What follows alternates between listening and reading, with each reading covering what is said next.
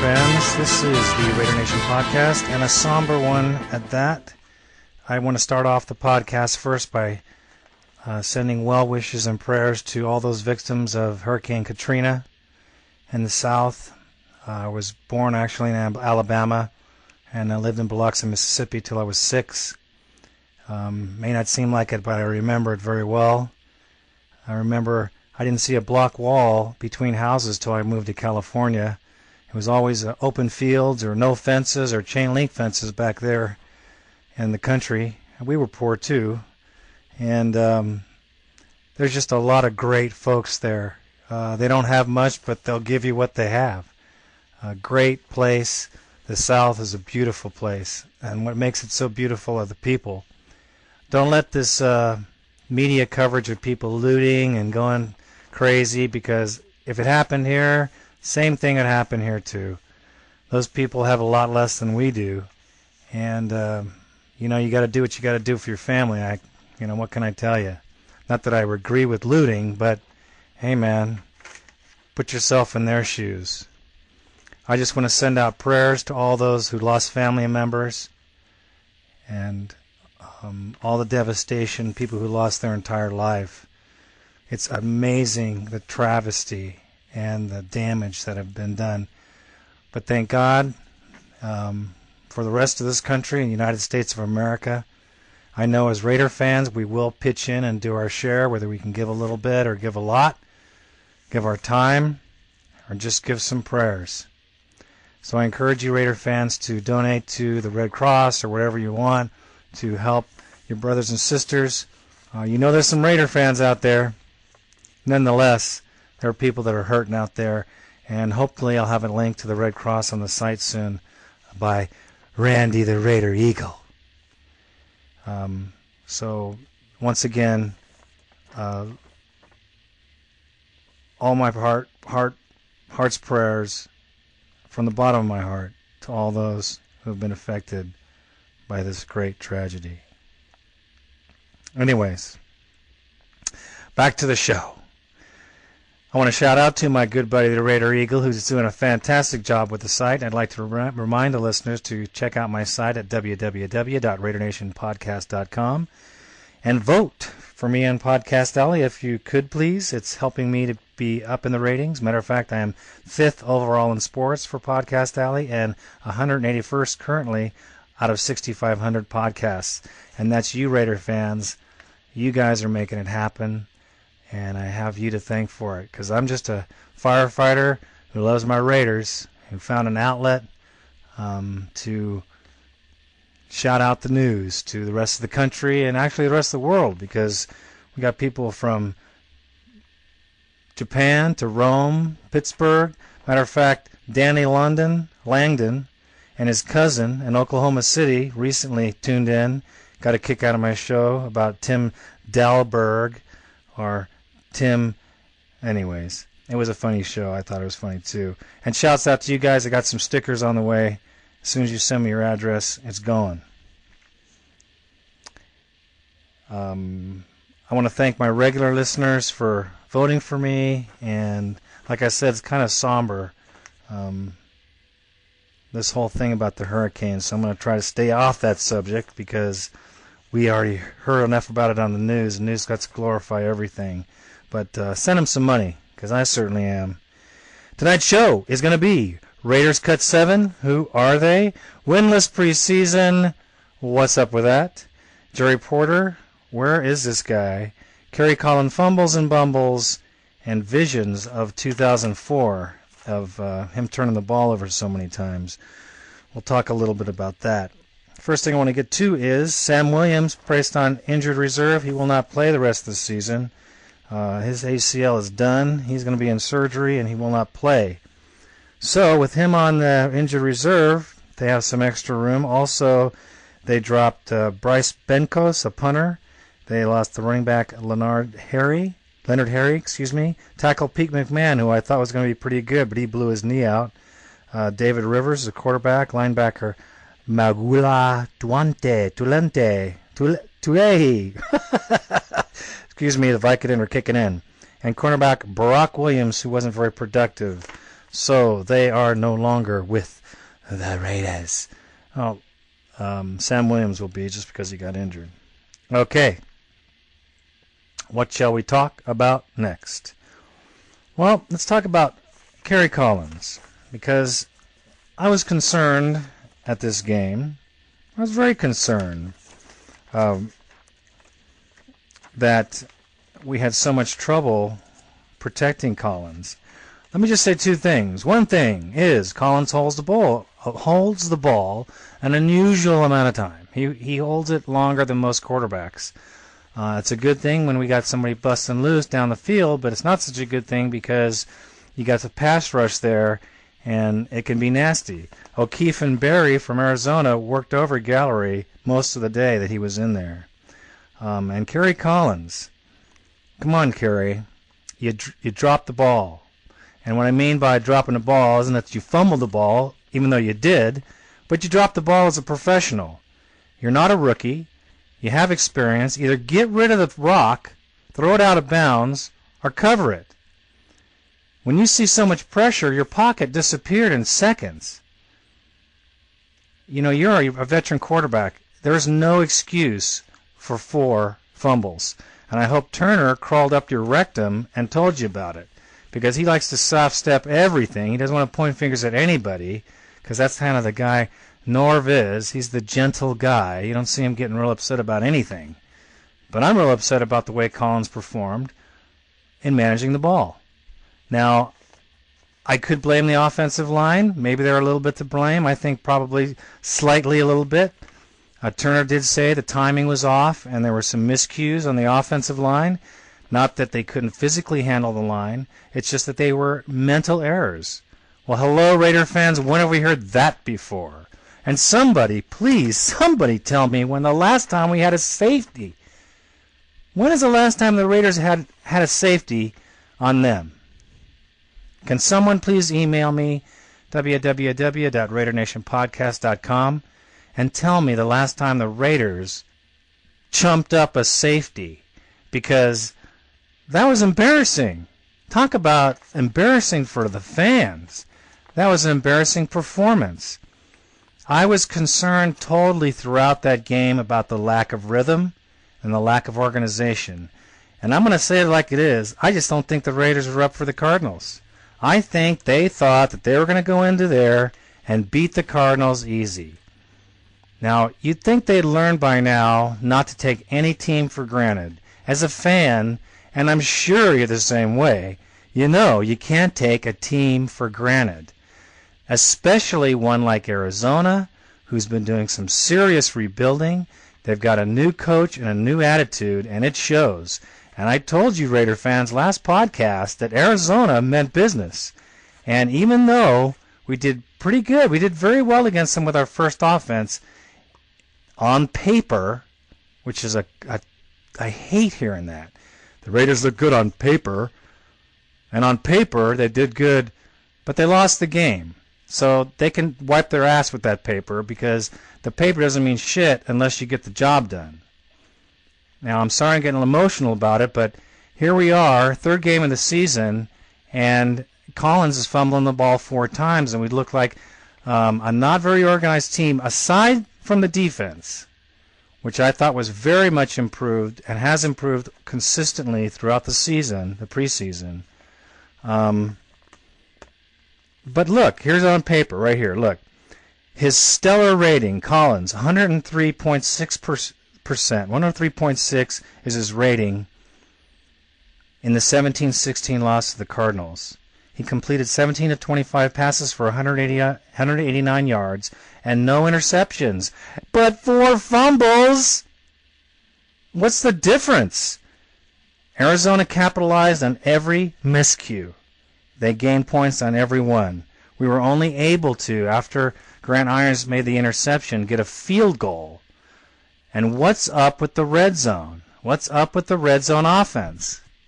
We've had this problem before. We've had it before. Turner better turn these guys on fire, because even though on paper we've outscored opponents and we've gained almost 2-to-1 yardage advantage in the first half, we're losing games with our second team. Now, I know preseason doesn't mean a whole lot, and it wouldn't bother me a whole lot if we lost the Cardinal game if we had the same type of rhythm with the first team. I'm still concerned about the second team, but we had no rhythm. And without rhythm, you ain't going to move the ball. And we didn't do a very good job at it. Now, I'm hoping that Kerry Collins gets, like I said, he gets an earful from the coach, and he understands that he's got to deal with it. Because the offensive line better realize that they're not Superman, even though they look good on paper. Paper don't mean nothing, especially when you're wiping with it. It means something when the points are on the board and the fans go out to the parking lot and light fireworks because we won the damn game. Now, Ronald Curry, who had the Achilles injury last year, played the whole first team session and had absolutely no problems. He had no soreness. He's good. He's 100%, and that's good because Curry he's one of the men. He's one of the fabulous four that we're going to have to make this thing work. And I think our first team is awesome. We've done very, very well, even though we've lost. Okay? We've lost 3 games, but don't forget, Raider fans, in 1983, we lost 3 games too. We only won one of our preseason games, and we won the Super Bowl. So that's not all it's cranked up to be. On paper.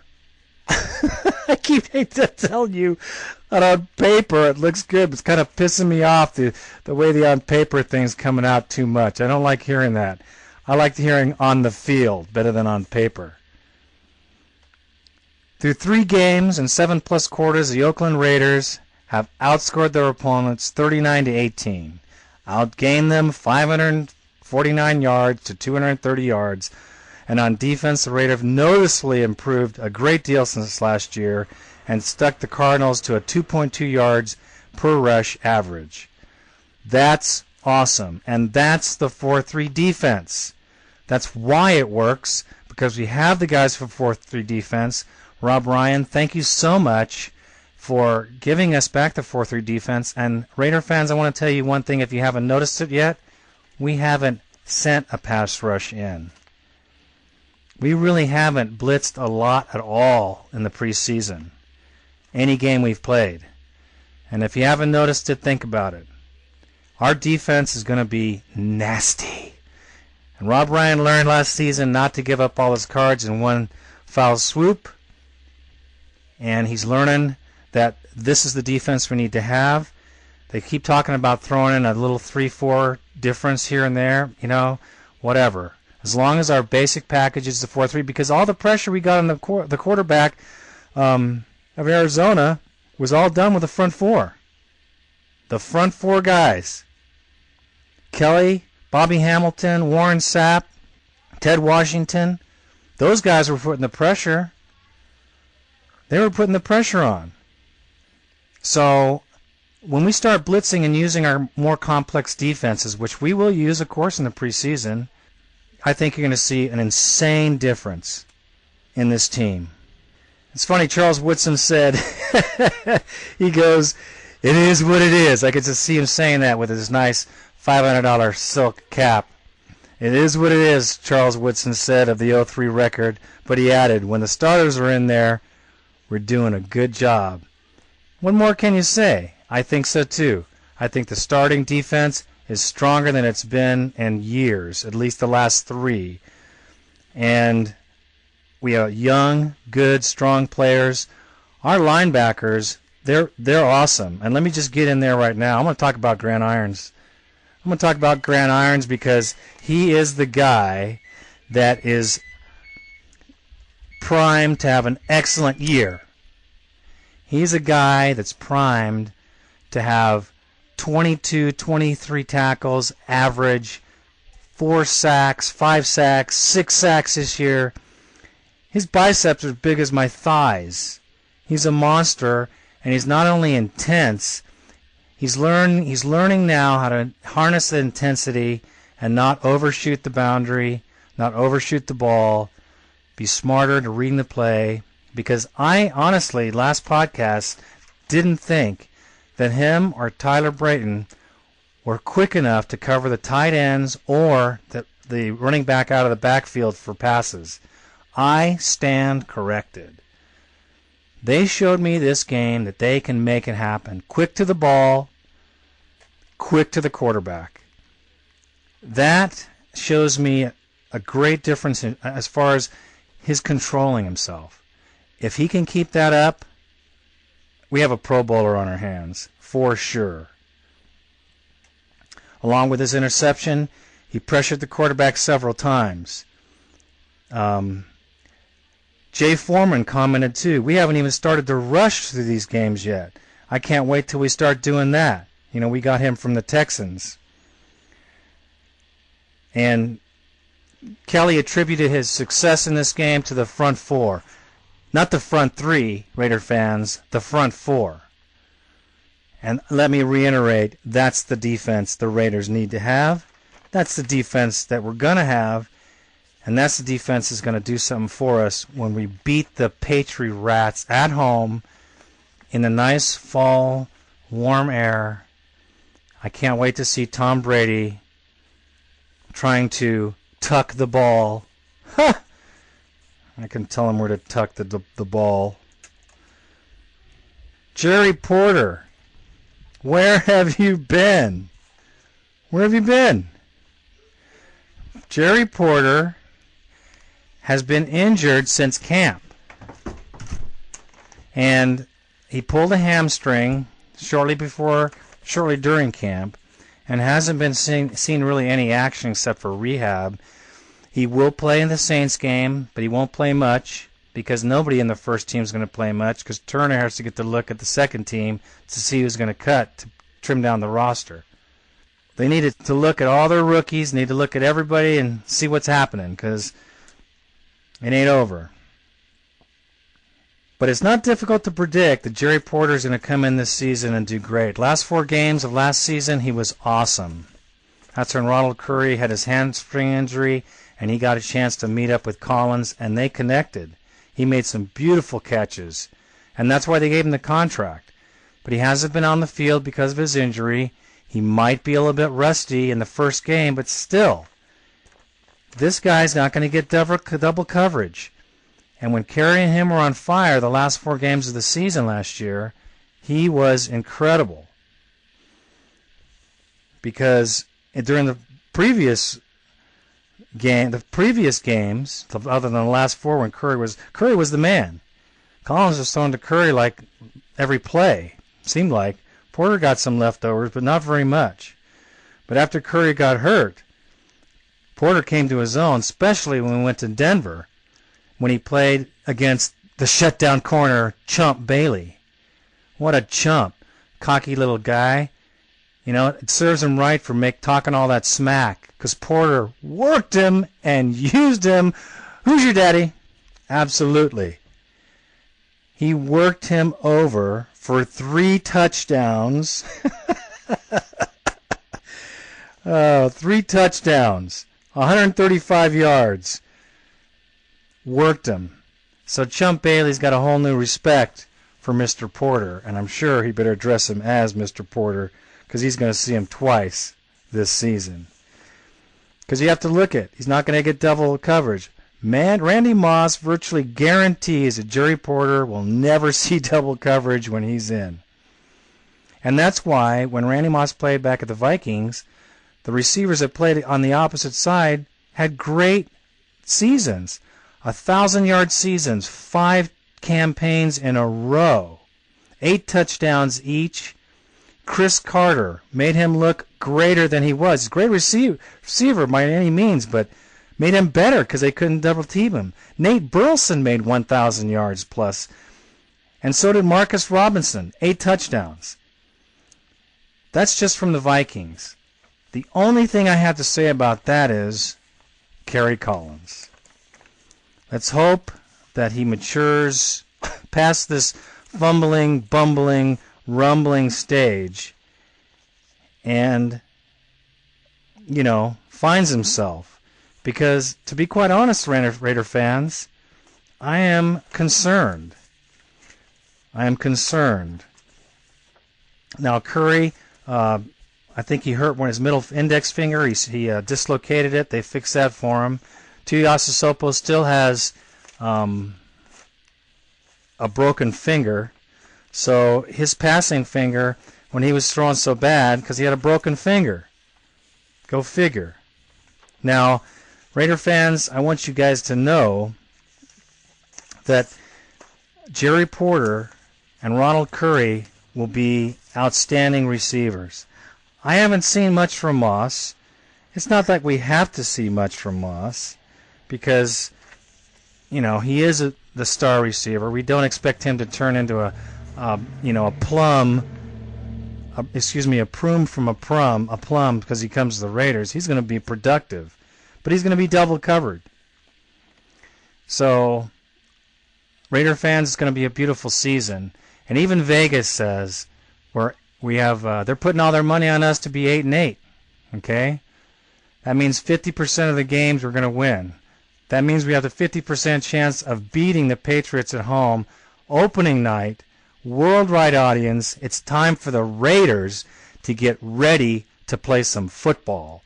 And if they want to be chumps, they'll go in and play like chumps. If they want to be champs, there is absolutely no reason that this team, the way it is, offensively and defensively, cannot manhandle the New England Patriots and take them down.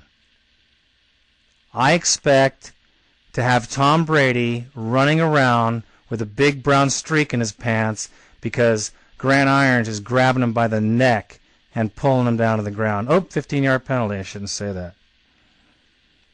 There's no reason that can't happen. We will not see much from the Saints game. It'll be mostly second team people playing. We'll get a good chance to see these guys play. I hope they play better. And I'm sure if you're going to go to the game, Raider fans, that they'll have collection plates there like they've had before for donations. Please be willing to give. Because we're just a day away, a year away, 10 years away from having a major earthquake here in the Bay Area. Hey, could happen to us. Take care of our brothers and sisters in this great country of ours. Okay, some sideline notes here. Chris Carr came from nowhere, and I don't know about you guys, but I love the way this guy runs. Chris Carr, as a return man, he's a rocket. I love it. He's a bullet. He follows his blockers, and he's going to get some touchdowns. He's going to make some TDs right off the kick. And that is something the Raiders need too on their special teams, because last couple of years we've had guys that were very tentative and didn't want to make it the big push, because that is a brutal, brutal part of this game, the kick return, punt return. Insane. You have monsters running as fast as they can trying to take your head off, and you're trying to block and dodge. It's like it's pretty incredible. So I take my hat off to Chris Carr. He's zooming onto the roster. I have no doubt that he'll make this team, and he'll be our number one punt kick returner. And good luck to him, because he looks like he can do the good job too. So, Grant Irons, Tyler Brayton. All I can say is praise, praise, praise to these guys, because they've improved their play so much, especially on the coverage. I'm very impressed, and I look for great things in these guys. Since they're so big and they're young and fast, if they don't get hurt, we're going to have a great year. Jay Foreman, we got some great players. And, we were all concerned about the defense. All summer long, I'm listening to people. I'm watching forums. I'm reading this. Defense, we need defense, we need defense. Well, we did it. We went out and got a defense. And I think we got a damn decent defense. Now we have to have hope that the coaching works. Because I'll tell you, Raider fans, if we don't win games, it's coaching. That's plain and simple. And if you don't agree with me, hey, I'm sorry. But we got the people on paper. We got the people on paper that can do it. Screw the paper. Let's see it on the field. And what we need to see it from is the coaching. because there was a whole lot of bumbling and fumbling last year with Norv Turner's offense, and really obvious with the defense. I hope Ryan's daddy took him out this summer, got him drunk, and showed him the facts of life in the NFL. Not for long if you don't win. I don't care what your name is. These coaches better get it together. Anyways, on my tirade, I forgot about Johnny Morant. Here's a guy who dropped every ball during spring training. This guy had absolutely no hope of getting to the team because he was dropping balls all over the place.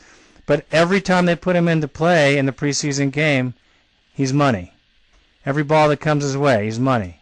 He's all over the field. He's catching every ball. Now what do you do with a guy like that? You keep him. That's what you do. Denard Walker's not looking very good.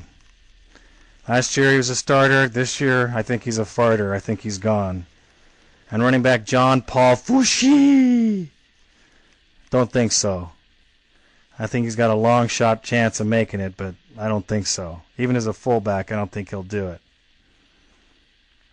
So the next game's not going to show a whole lot, Raider fans. It's not going to show a whole lot of our first team, but it'll show a whole lot of our second team. And that's really what we want to look at. We want to look at the guys that are going to be filling the slots while the first team is resting or there's injury, or heaven help us if we have injury. You got a young team, but that doesn't necessarily mean anything. Anybody can get hurt and usually does. There are 32 teams in the NFL, and then there are the Oakland Raiders. We are a team apart, especially this year. I'm not just saying that. Anybody in football, even people that don't like the Raiders, have got to know. And they said it. I've said a lot of people. Patriot fans, man, you have a team this year. So it's not just us touting the team. And you can definitely bet the AFC West is concerned about one team. That's the Oakland Raiders. San Diego will make a run, but what I've said before, we should beat San Diego on paper. I'm sorry, I got a kick on that paper thing. I can't let it go. Anyways, that's all for the show tonight. Raider fans, I just want you to know I'm improving in my health, and the podcast will continue to improve as long as I continue to improve, and that's a good thing for you and for me. So please tune in again, and hopefully it won't be quite so silly, or maybe it'll be more silly, who knows, because I'm still taking my pain now. God bless all of you wherever you may be, a Raider fan or not. If anybody's listening to me or can hear me from a devastated area in the South, my heart and prayers go with you all.